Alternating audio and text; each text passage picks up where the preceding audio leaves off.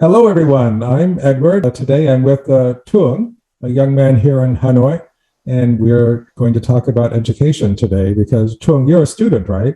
Yes, I'm a student. I'm still a student. I used to be a student a while ago, and I have a son. I have a son who's a student in the United States. Education, it's an important topic of discussion, an important thing. So I think it's good for us to talk about that today. Tell me about your school. I'm studying information technology in Military Technical Academy. A military It's, technical academy. That sounds yeah, interesting. yeah, technical. Yeah. Yeah, and it's in Hanoi, Vietnam. Hmm. So it's been 5 years now, and I'm now taking on my thesis to Oh, graduate okay. this So university. you're almost finished with it. Yeah, Okay. finally. Yeah, 5 years. So how has the 5 years been? Yeah, it's been good and bad for me. I'm not really a very hardworking kind of student, but I try my best to graduate and make the most out of the situation. Hmm. Hmm. And what are some of the subjects that you've studied that you found most interesting? They teach me a lot about the computer and then programming and then Mhm. all the skill behind like moral and ethical. And Oh, then I got to do some military and physical education also. yeah. To be So tell me about military technical college. That's pretty interesting. Are there many military schools in Vietnam? Oh yeah, there's a lot, and they are very well respected Hmm. here. And like the if you if you your sons go to a military school, your parent will be the proudest parent in this Oh, country. okay. So your parents are proud. They tell their neighbors about the school that you're going to. Yeah, like every relative. But technically, I'm military, but like military. We have two. We split into one is like real military, and this one is just like every other university. So Uh-huh. I'm on the other branch, but Oh, it's just okay. for educational, not for. I won't serve in the military. Oh, I see. I see. But so you went there like only for the education. Yes. Yeah, yeah. Good. And so is it a big school? How many students are there? Um. Let me see. It's very big because but my education program is just smaller than like I would say like 5 times smaller than what is the whole university is. Oh, okay. Uh, and they very big. They have tall building, and then the every people who graduate from this school can choose to stay here and study. So it keep growing up, and we have a very large area. Mm-hmm. Mm-hmm. Oh, interesting. And the classes that you take, about how many people are in a class? My class is have like 100 people, but 100? yeah, at the beginning, Uh-huh. but more than half of them gave up and dropped out of school before they can make it to my state right now. Oh, okay. Is that pretty typical that half of students drop out? Yes, like very very typical, Uh-huh. but only start from I don't know something with my time my year. Like from that it just keep going down here. Right, right. So now they decide to stop this branch of the education. Oh, okay. Yeah. So they're going to terminate the program, you said? Yeah, like they from few years ago they stopped receiving new application. Oh, I So now see. there won't be any. If you want to study this again, the chance is that you're gonna have to study alone. Oh, okay. Or maybe you have to go to a different school. Yeah. Oh, okay. Well, congratulations on surviving the 5 years and Yes, I was not dropping out and getting to the end. So you said right now you're working on your thesis. So does that mean that all of the classes you've taken are finished? yeah, like I'm this close from qualified to get my degree. Just the Oh, thesis. Everything okay. else, I got all the certificates and the English certificates, and I passed every subject. Uh-huh. And I should wait for the thesis. Oh, cool. And what is the topic of the thesis? It's about managing secondary school, high school. It's very typical. Like you gotta design a system to work to control all the data and then connect this and that to manage a secondary school. Okay. I'm teaming up with another guy to because this is a big project. Right. So is it something that you're writing at this moment? I mean, at this point in time, you're writing the thesis, or are you organizing it, or what's happening like right now? It's very specific in my university that when you do your thesis, they really like you to build a real program. Oh, like normally you only expect a thesis to be only about writing and designing, but this one, if you program an app, they would really like it and give you more points. So you're actually doing programming work to design something. Yeah, so now I'm still gathering all the information, and I already built the very base of the program. Right. And so what's the timetable for completion? It's gonna complete in 8 weeks. In 8 weeks. Wow, so that's really close. Yeah, this is week 3 right now. Okay, good. So what's going to happen when you finish? Yeah, it's gonna just be like this. I'm gonna graduate from this and I find a new job, or I'm looking for opportunity to study abroad in Germany or US, because I really want to broaden my mind also, because I really like foreign culture and everything else. Right. Interesting. So not only you, for people who are listening to the show who might be interested in student life in Hanoi, can you tell me a little bit about what it's like to be a student in Vietnam right now in the year 2021? Well, in this case, it's very, because we know that we have been fighting with COVID and students have been stay at home and study from home. So I think it's really bad for them, because the whole thing about going to college is that you got to experience when you have to live very far from your home. Right. You got to hang out and use all the public transportation, and then all the park and theater, and you're hanging out, making friends. And they just don't have that when you still stay in the same place that you going to high school. Right. It's really make it as good for them. Right. So have any in-person classes resumed here yet, or is it still online? Yeah, everything is still online. As much as I know, they haven't let anybody enter my university. I don't know about other, but that is still the current situation. Yeah. So before COVID, before the pandemic, then what was typical student life like for young men like you in Hanoi going to school? Yeah, because here we have two typical type. Like you can either you have been living here in the same city, and then you just come and go from your home, so it's not much different. But if you come from other province, the chances that you're gonna go into a dormitory, and you're gonna experience everything there when you have to live with like 8 people sharing a room, and then you go and do everything together, and it's really interesting. But also right now I'm looking back, it's really fun and cool. Are the students serious? I asked that because I remember when back in my university days, I didn't think that my students, my classmates, and I were all that serious. We were like more interested, I think, in having fun than. Yeah, I can tell you that, because when I told you about from the beginning, we have 100, and then like city only now when we graduate, we only have like 50 labs to graduate. Because most of the newcomer, they fall into the pitfall of playing video game.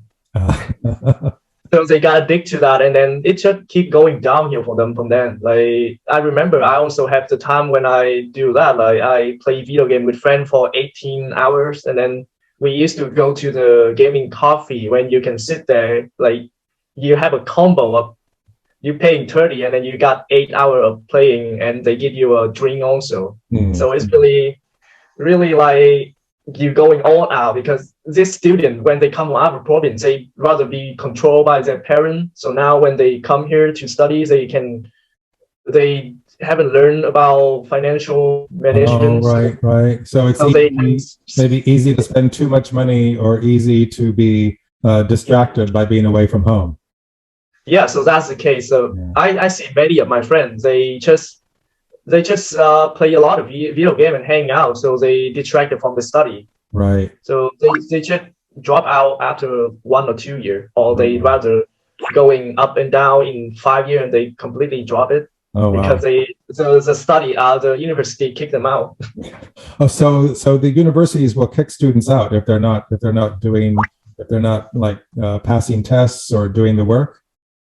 Yes, like if you fail enough of the uh, At the exam, yeah, the tests. no, we have a system of measure the amounts of study that you did, like an unit, yeah, an unit like that. It's like they run from 1 to 2. So each semester you would register like 20 to 25 of this unit. So if you fail most of them, it will stacking up. So if you reach a number of units that you failed to study, they will raise a warning, ding ding Okay. ding, and then if you reach like third warning, they're gonna kick you out. Oh, okay. That sounds very strict. That sounds stricter than I remember. Yeah, but it can be fixed. Like I used to got one warning because for the first year of my semester I was really not good at math. I still not right now, but yeah, so I fell, so I got like one warning, but from that I decided to keep studying and it's just go down. My warning get removed. Oh, okay. So you got a warning and you worked harder and then you were okay. Yeah, so in 100 people that went into, like you can expect the first year that's like 80 of them are gonna fail and then they will go into the pitfall, but only like 30 of them decide to jump back up, but Right. 50 just keep going down. Okay. So Edward, so how is student life in US to how is your son doing in the Oh, US? good question. My son is about your age, and he's studying near Seattle. He's studying marketing, and I think they have many of the same distractions that you talk about. You know, video games, online things to distract from studies. He doesn't have to worry about getting kicked out. I think as long as we pay the school fee, then they won't and it's expensive, then he has to borrow a lot of money for it, then he will do it. But he's yeah, he just worries about the kind of job that he's going to get, and he's also worried about the amount of debt that he has, because like many students in the United States, they have to borrow a lot of money, and the average debt that students have is, I think now it's over $50,000, and that's the average. So many times it's closer to $100,000 or even more. So that's a big problem we have. And so unless, if you come from a wealthy family, I guess you don't have to worry, but we're not very wealthy. And so he has had to borrow money. And most students worry about, okay, how many years will it take to pay off the debt? And what kind of job can I get? So it's a funny time, and I sometimes try to help, but I don't always know that I'm a good help, because when I was going to school, the world was very different, and there was more optimism about the kind of future we were going to have. And I didn't have to borrow any money to go to school, but it's a completely different thing now. So I try to like give him encouragement and say, well, you always have to be positive. You always have to find, the good side in things, and find, something that inspires you and something that is, rewarding to you. But I have to say the pressures that American students have now are really big. And so I don't know if most Vietnamese students have to borrow so much money. I suspect that the amount of debt is not as big a problem here as it is in the United States. And that's Although if you start looking to go to school in the United States, you might see how expensive it is. Yeah, about the fee here, it really depends on which school that you go to, of course. Oh, okay. But I think that with the US, you have very standard price. Like No, it's very different. It's very different. If you go to a state university, it's less expensive than a private university. But from university to university, it can be very different.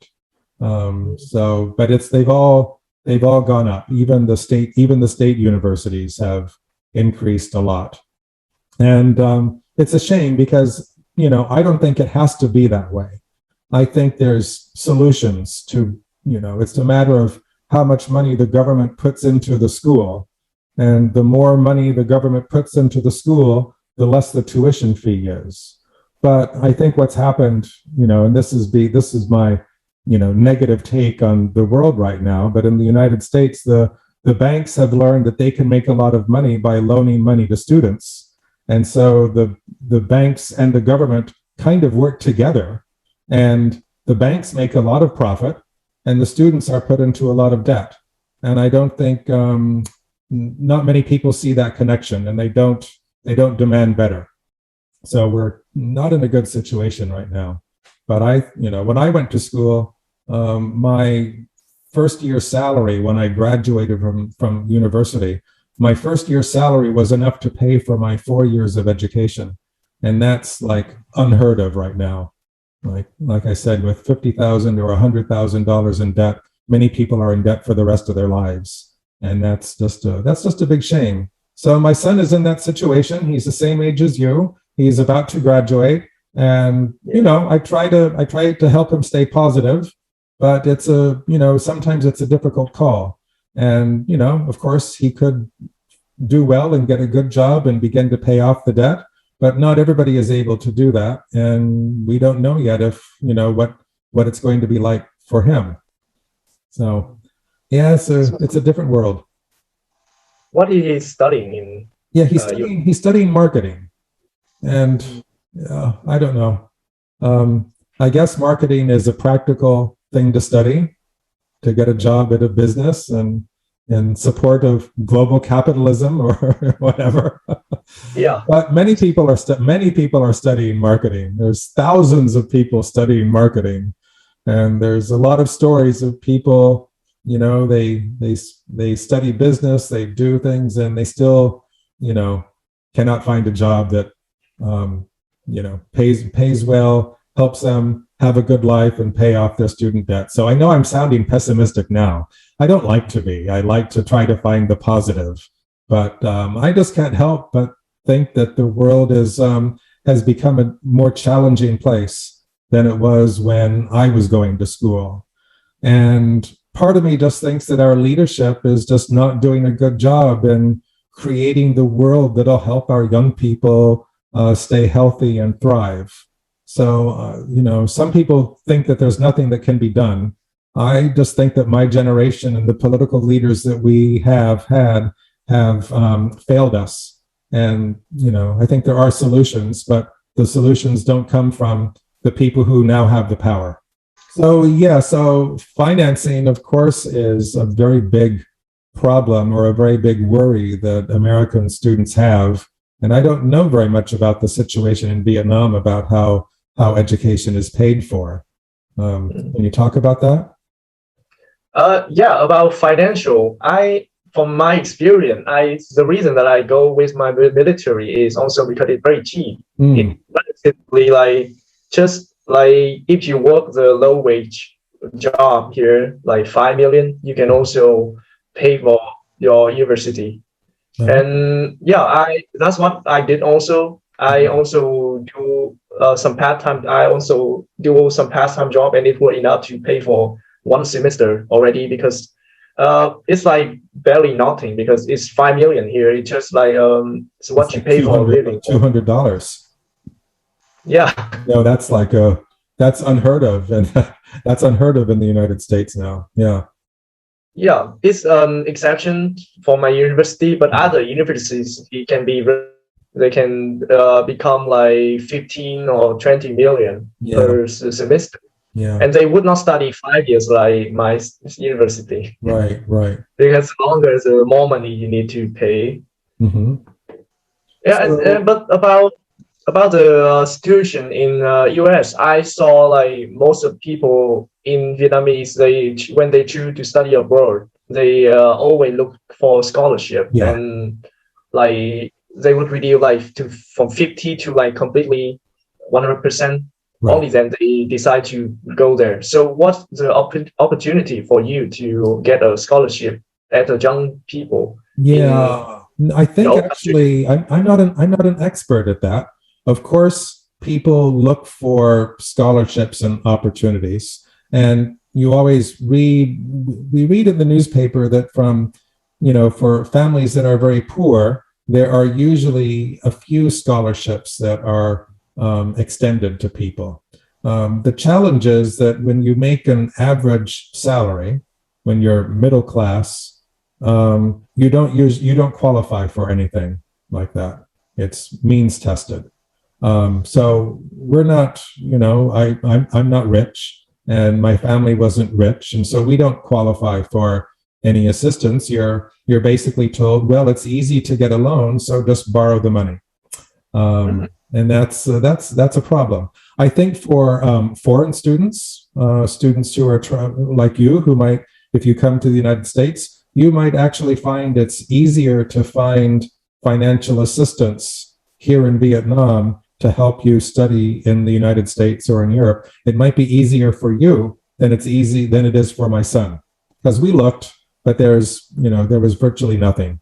And Yeah, I like I kind said, of understand that. yeah. But what they tell us as Americans is, oh, well, it's easy to borrow money. And they do. That's true. They do make it very easy to borrow money. But the debt lasts for so many years. It's a big problem right now. I don't know if you followed the U.S. election last year, the presidential election.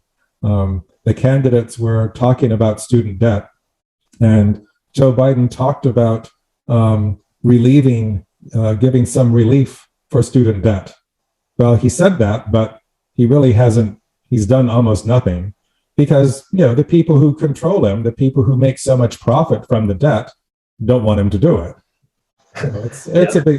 it's a big problem. So you might have an easier time getting assistance than for example my son, who has borrowed a lot of money, and probably about average. There's people who had to borrow more, but average is still a lot. It's a big worry for students in the United States. Um, how to pay it off. And in addition to that, it's not only the financial. It's like, am I going to find a job that I really enjoy, that's meaningful? When I was going to school, I studied finance, and I didn't have any debt, and it was pretty easy to find a job when I got out of school. So I never, my student days were far different from student days, now. Of course, I didn't have any video games. I didn't have any gadgets. I didn't know what was going on in the world the way young people do now. So my world was a much smaller place. Yeah, but that's probably better for you to focus on things because Might be. I tend to think so, but there's some advantages to living now, of course. I wish that I knew more about the world when I was going to school. And now it seems like a lot of young people, they do know about the world. And they have broader knowledge of things. So that part is good. That part is good. There's just so much competition right now. So my job as the father, as the older guy, is to like help the young people stay positive. you can like only I don't always know how to do that, but I try. How do you stay positive, Mr. Chung? Yeah, I have a dog.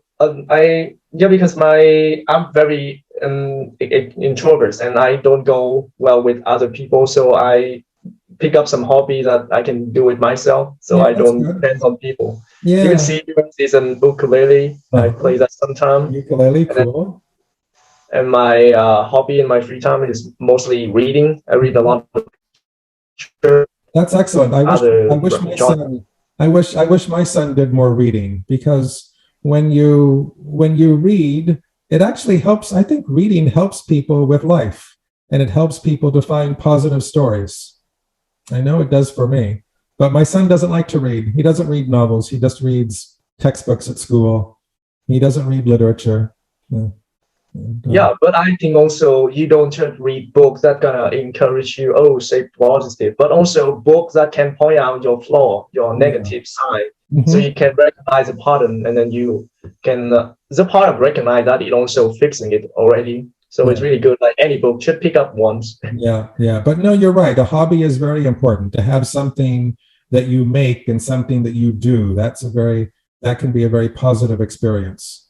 And that's but my hobby of reading right now, which is my main thing right now, is actually for my university. It's really funny because I never really had the chance to read any, because I think that also the advantage of being away from home. You open to a lot of opportunity, of course. And there was like a book club, and they got a shelf, like people can go there and borrow his home every now and then for free in my university. And one day I just decided to go down there and pick up. They mostly just self-help book that people just give it away.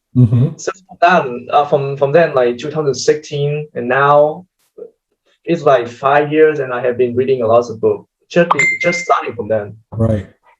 So what book would you recommend? What book would you recommend a young person going to school read? It's about encourage in studying by Japanese author. Oh, okay. In Vietnamese, it's mean khuyến học, which is encourage study. Okay. So it's really it's a very simple book, but it's really important. It's a fundamental, because I think it's really separate me from my other friends that don't read now or don't really know what to do. Is that they didn't have this guidance from the beginning.